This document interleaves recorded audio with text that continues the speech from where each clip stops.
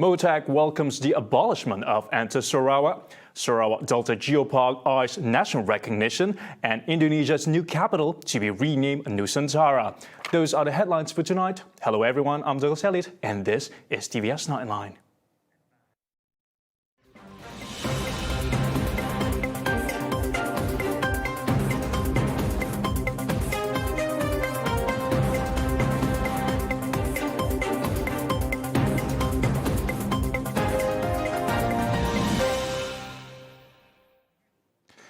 The abolishment of Enter Sarawak received warm responses from all, including the Ministry of Tourism, Arts and Culture, MOTAC, as the decision provided encouragement for the tourism sector to resume.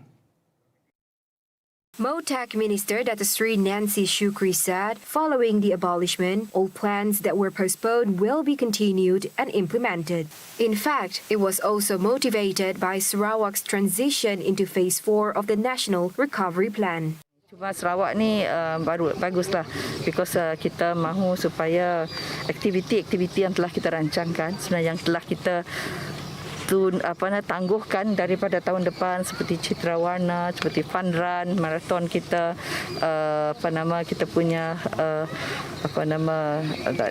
adalah aktiviti-aktiviti besar-besar yang kita nak bawa kemari masih ditangguhkan kerana kita baru saja mencapai tahap fasa keempat. Jadi sebab itu insya-Allah lah mungkin selepas tahun baru Cina kita akan memulakan balik aktiviti yang telah kita rancangkan. She said so when met by reporters after the handover ceremony of the DID Lubok Punggor repair project site on Monday. At the same time, she also revealed that a discussion will be held with the Health Minister Khairi Jamaluddin and tourism industry players with regards to the reopening of the national borders for the purpose of Umrah activities. Itu akan kita bincangkan pada 19 hari bulan. Saya bersama Menteri Kesihatan KJ akan bersama dengan stakeholders kita, pemegang taruh dalam bidang dalam industri yang travel agent yang bertanggungjawab pasal umrah ini.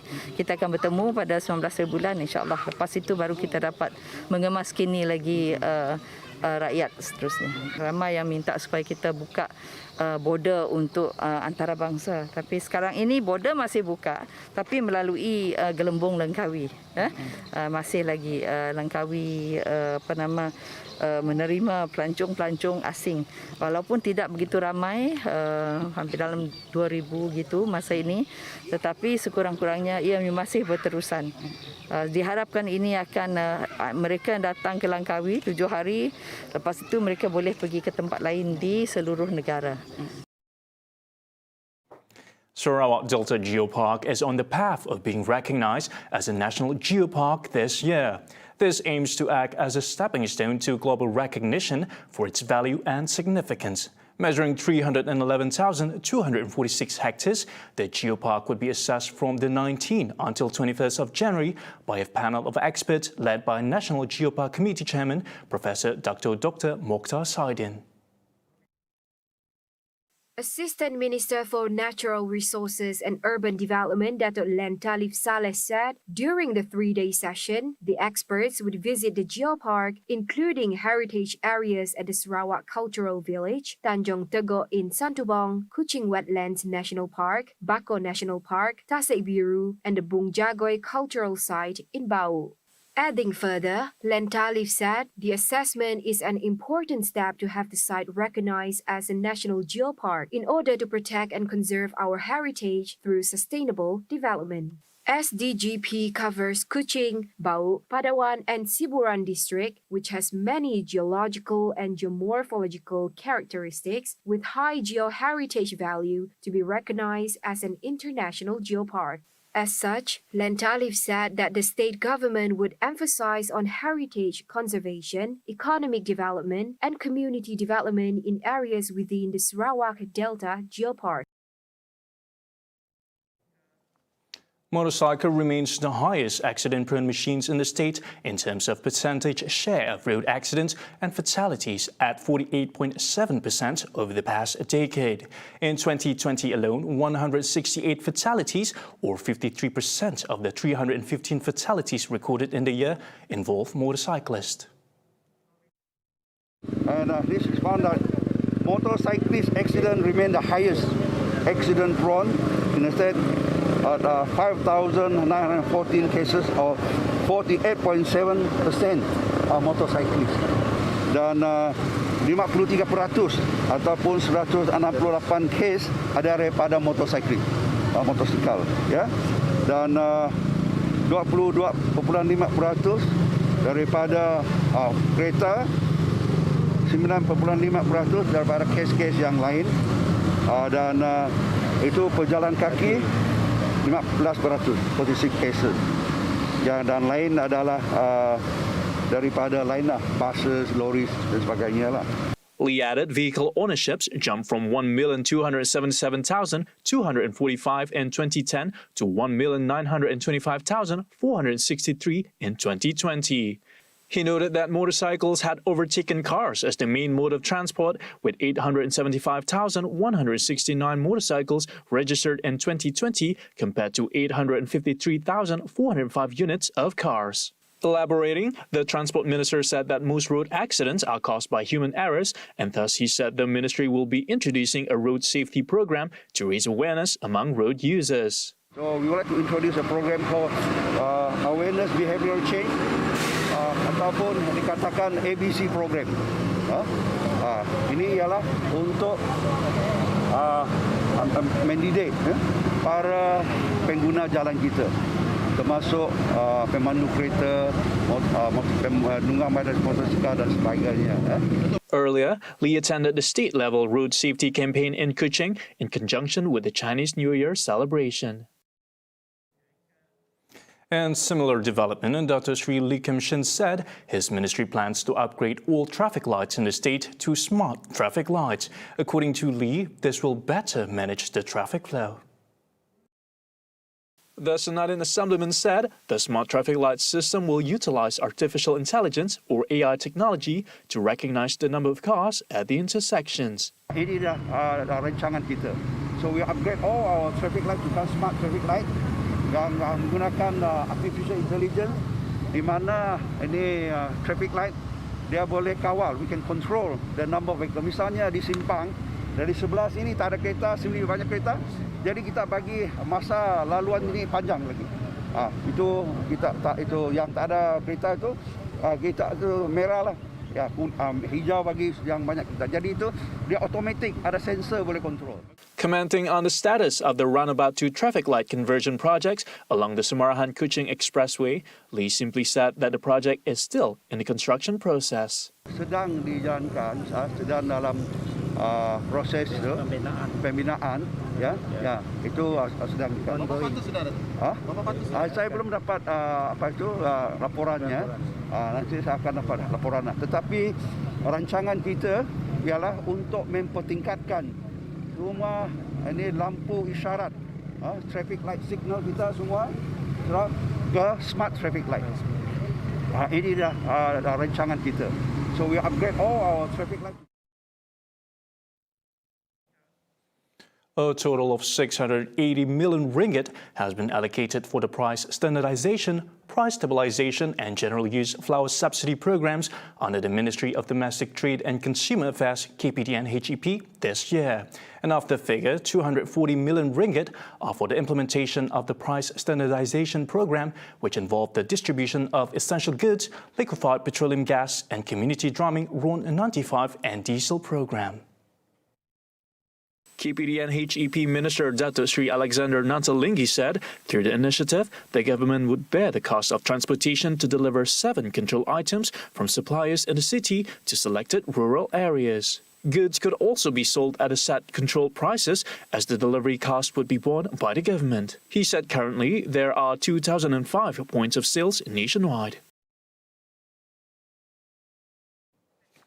And recognizing the great potential of local talent in broadcasting, 3 organizations, namely Sarawak Digital Economy Corporation SDEC, TVS and Centre of Technical Excellence CENTEX, took the initiative to collaborate in the effort to open up more opportunity for young talents in the broadcasting field.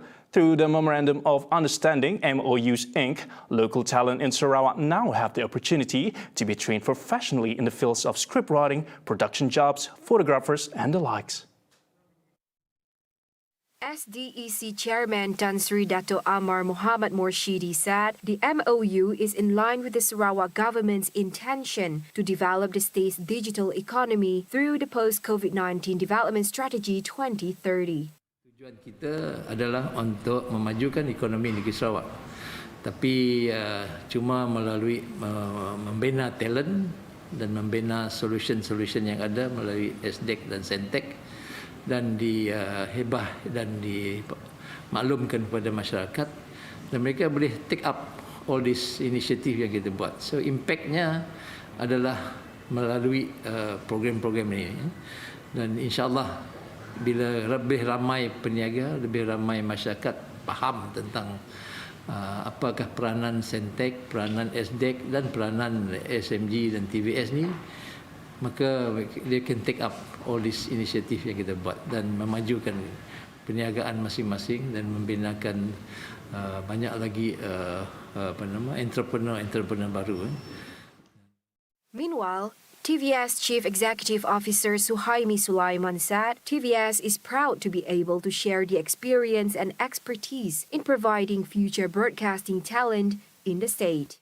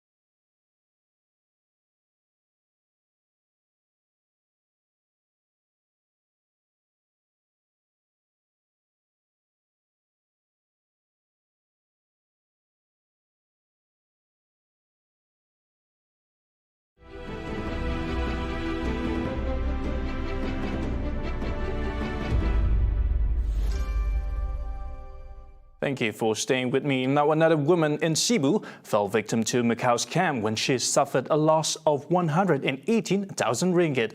Cebu Acting Police Chief Superintendent Dr. Colleen Babat said the 58-year-old victim first received a phone call from a suspect on October 28, 2020, purporting to be an insurance agent.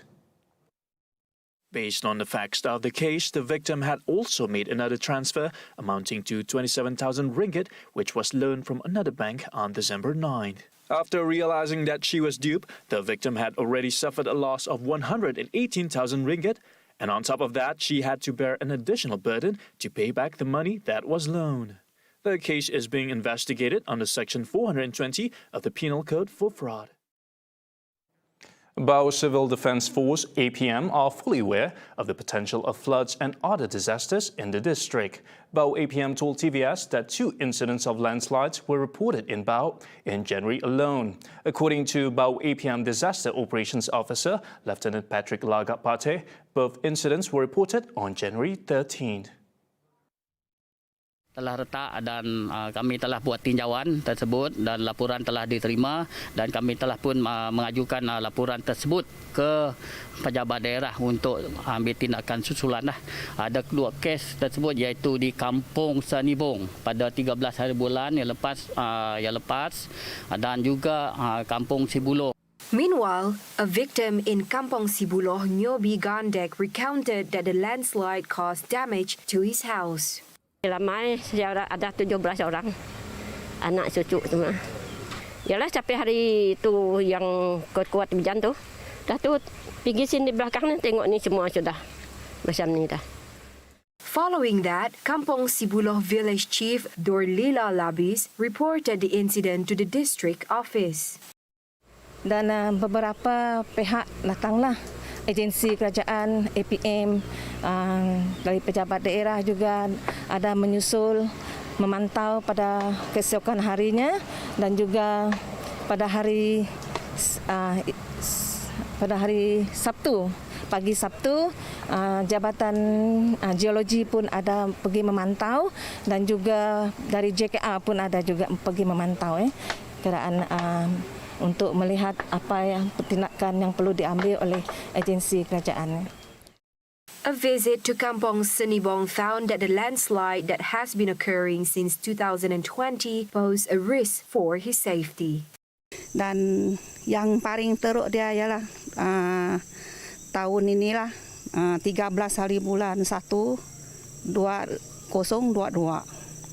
So far, the issue has received attention from the Public Works Department JKR, Bau District Office, Fire and Rescue Department, as well as the Civil Defence Force. Setakat ini tidak ada kerja-kerja penambahbaikan ataupun baik pulih dijalankan, memandangkan benda ini masih lagi dalam siasatan. To date, the landslide has forced the 8 occupants of the house to move to relatives' house after the house was deemed unsafe to be occupied. The Education Service Commission (SPP) will be fully committed to expediting the recruitment of teachers and implementation group members (AKP) required by schools nationwide. Senior Education Minister Dr. Razzie Jidin said this was following a meeting with the new SPP chairman in efforts to strengthen the education sector.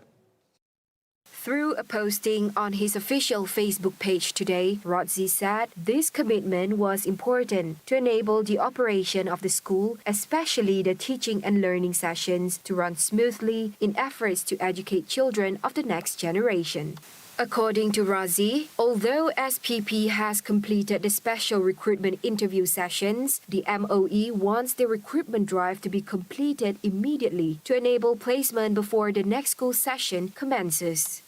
Apart from that, he said he requested SPP to speed up the interview process for candidates under the contract of service and interim teachers, whose contract would end this year beginning April, involving teachers for English subjects, Islamic education teachers, as well as those attached with the Sabah and Sarawak state education departments. Razzie said MOE and SPP would also look into the complaints of oversupply of education graduates under the special recruitment drive for certain subjects, including early childhood education graduates, as well as expediting AKP recruitment to assist a smooth school operation.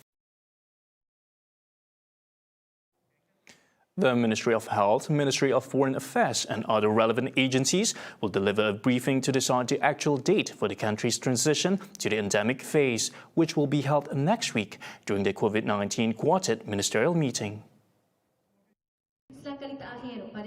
Defense Minister Datuk Sri HISHAMMUDDIN Tun Hussein said the briefing involved reports on the effects of the December 2021 floods, the Omicron variant of the COVID-19 and the return of Malaysians to the country, which was previously postponed. Tekan bahawa kita tangguh kerana saya nak menerima laporan kesan daripada banjir, kesan daripada varian Omicron dan juga kesan daripada penggembara-penggara yang kembali ke tanah air, khususnya mereka yang baru kembali daripada Saudi Arabia. Mungkin mesyuarat quartet yang akan datang minggu depan, saya akan menerima taklimat daripada KKM, daripada MOFA, daripada pihak-pihak lain untuk kita bentangkan kepada jawatan kuasa khas yang dipengerusikan COVID, yang dipengerusikan oleh Yang Amat Berhormat Perdana Menteri untuk menentukan, membuat keputusan dan mengumumkan bila tarikh sebenarnya untuk kita mula beralih ke fasa endemik. HISHAMMUDDIN added that the postponement in announcing the transition was only temporary, adding that what was important is that it was done in an orderly manner. He said the decision on the transition will not be done in haste, and the postponement may take 2 to 3 weeks' time from the original date, which is in the first week of January. Prior to this, HISHAMMUDDIN reportedly said that the government had decided to temporarily postpone the declaration of the transition following the increase in the Omicron variant cases in the country. Schools in Brunei began reopening in phases on January 3rd, with fully vaccinated students in years 7 to 9 now joining their senior cohorts in attending face-to-face class sessions. Our Brunei correspondent Polamala Ali explains. After 5 months of Negara Brunei Darussalam dealing with their second semi-lockdown, it appears that things may be slowly improving in the Sultanate. As of this week, the Education Ministry has made the decision to reopen schools by using a phased approach. They've assured parents and students that they will aim to help all those involved as they return to school in this new norm. Children from years 7 to 9 who have already received their double vaccinations will now be joining the older students from year 10 to 13 who were the first batch to resume face-to-face classes earlier this month. It's a positive sign that hopefully things really are stabilizing, as the Education Ministry has also stated that toddlers aged 3 to 4 can head back to kindergarten. However, of course, there are some caveats and a mandatory measured degree of caution. Preschoolers may attend school 5 times a week. However, the attendance is to be capped at 30% and only once a kindergarten has met the necessary health requirements. The younger children will be required to wear face masks during their lessons and playtime and will undergo weekly antigen tests. Brunei are eagerly awaiting the arrival of Pfizer vaccine, which is specific for children aged 5 to 11. The aim of having as high a degree as possible of Brunei's 400,000 plus population, regardless of age, seems to be on the right path. To date, 93.7% of the country has been fully jabbed, with an additional 30% receiving their boosters. From Brunei Darussalam, this is Paula Malayali for TVS.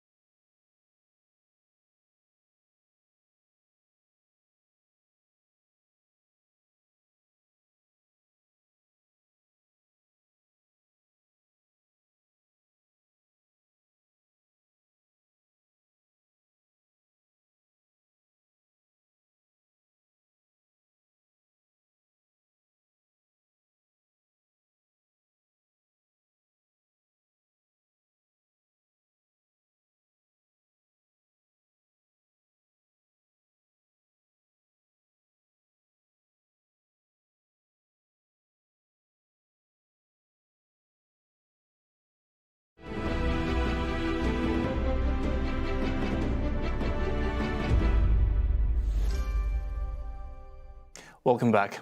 Now, the new capital of Indonesia in East Kalimantan has been named Nusantara.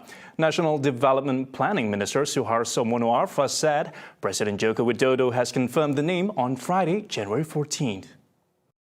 The new capital city is one of Jokowi's priority infrastructure development projects in Indonesia as the catalyst for unlocking overall economic potential, promoting growth, creating jobs, and reducing poverty. The minister said Nusantara was an old Javanese term which literally means outer islands. It is iconic internationally and widely known by the global community as the Republic of Indonesia.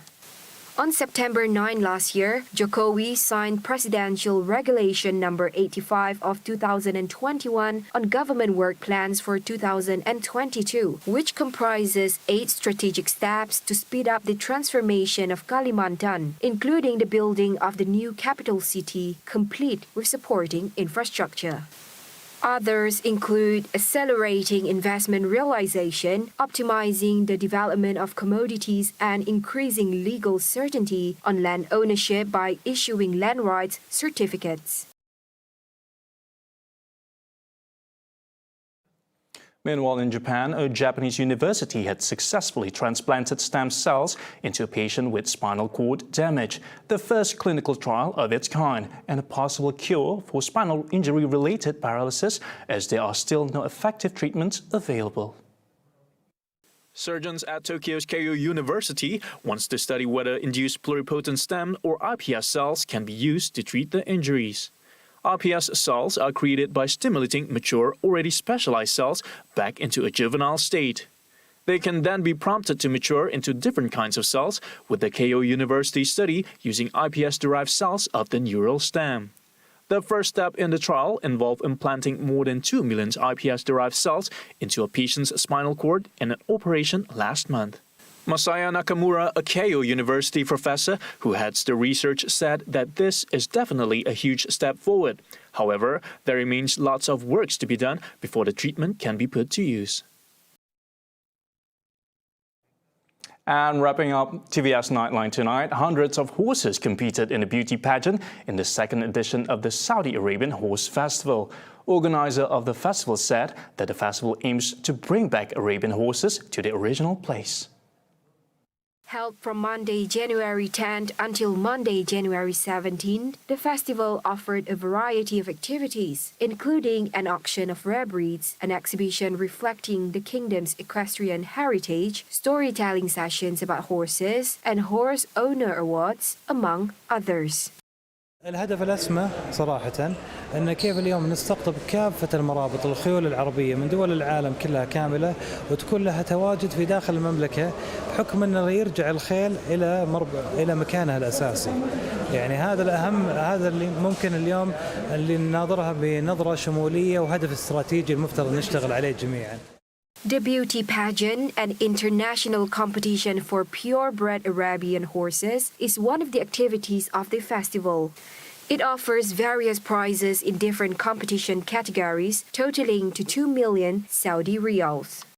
يمكن كنت شفنا السنة هذه يعني حراك غير مسبوق، وبإذن الله تعالى احنا نقول وكلنا أمل إن شاء الله وعشم في كل من يترأس قيادة وزمام الأمور في هيئة الفروسية والمعنيين بالخيل أن يكون بإذن الله تعالى هناك عراك أكبر. الحمد لله احنا راضين الآن، لكن نطمح للأكبر والأفضل والدعم الأكبر للخيل وملاك الخيل.